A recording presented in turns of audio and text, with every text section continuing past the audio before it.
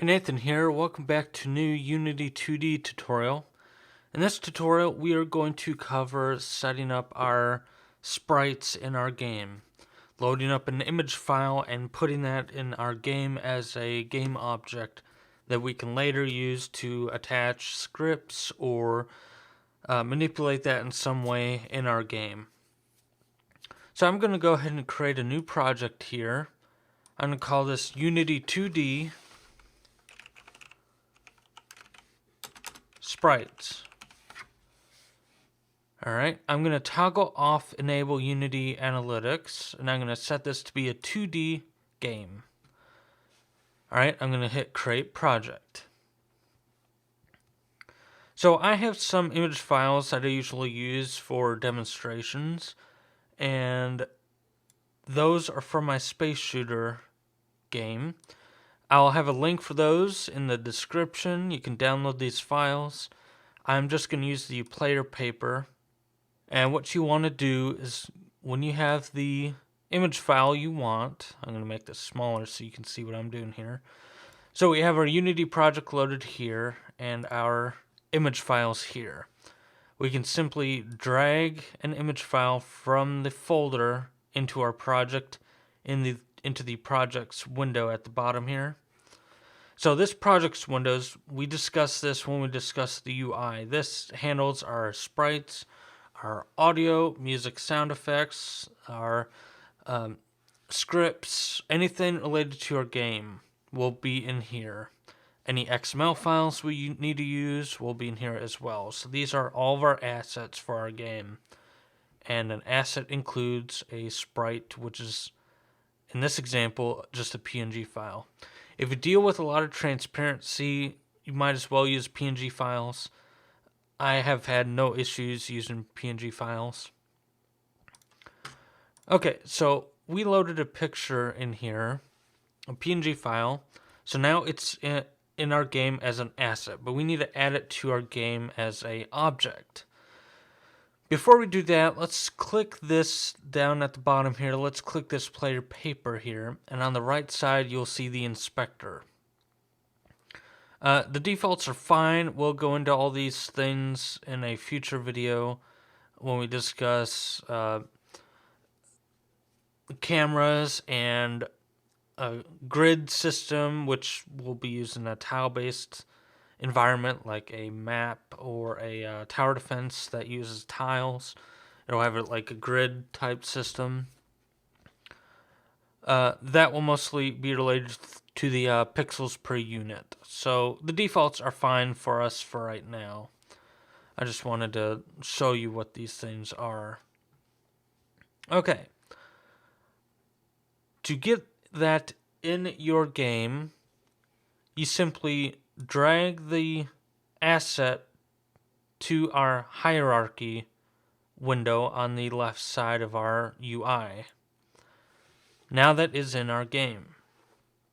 Then we can move that around by using the position here.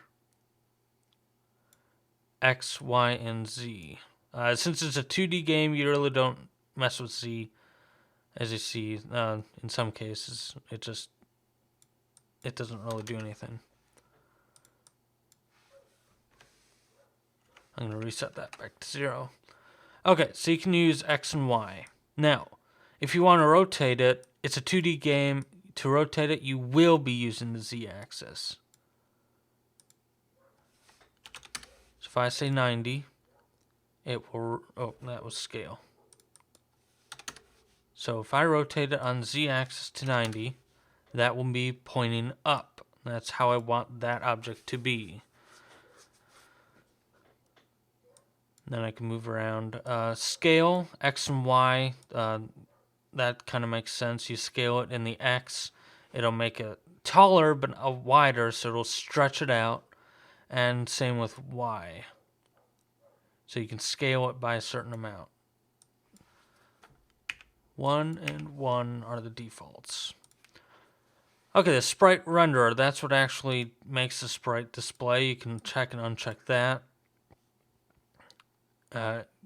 You can have it linked to a sprite. If you want to change a sprite for some reason, you can hit that little circle there, and you can select a sprite.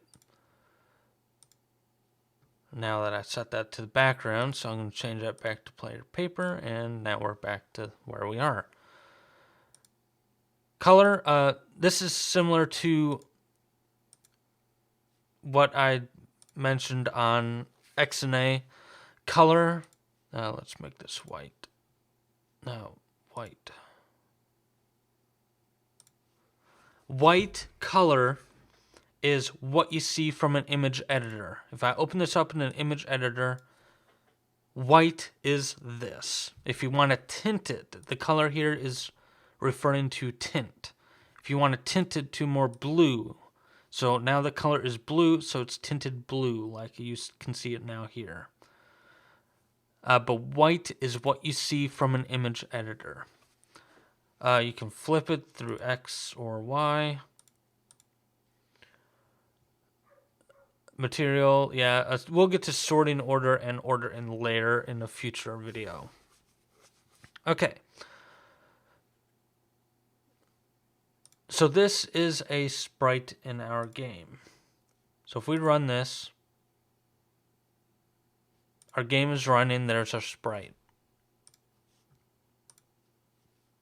So let me select this and actually select the player paper in the hierarchy, and then we can move it around.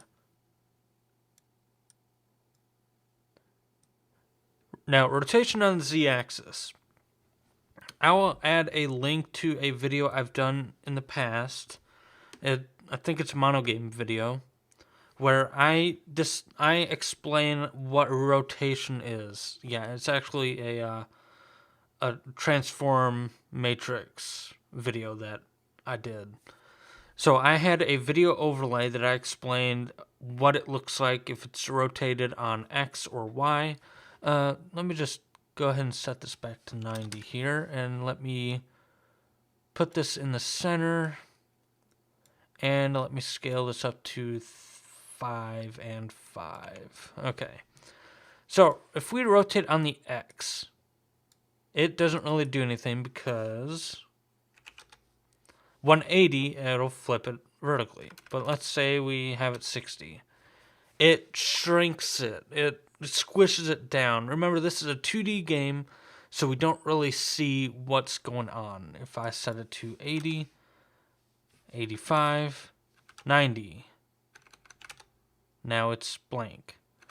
So it's rotating kind of the bottom of the spaceship will be coming towards the camera, and the top of the spaceship will be going away from the camera. So it's rotating in that direction. Let's just set that to 0. Y-axis, let's set this to 50. Now you see it shrinking. It's getting squished in the horizontal axis. Let's set this to 70, 80, 85, 90. So it's doing the same thing, but in the horizontal axis. So the z-axis is what we need for a 2D game. All of our rotation will be based on the z-axis. 90, 120, 150, 180, 270. So I'm going to go back to 90. So that is a rotation overview. And I will link a video that I made that actually has a video overlay, and I discuss this. And you'll actually see it in a kind of a 3D form because I used Adobe After Effects to kind of demonstrate it. Okay. So that's pretty much it for this video.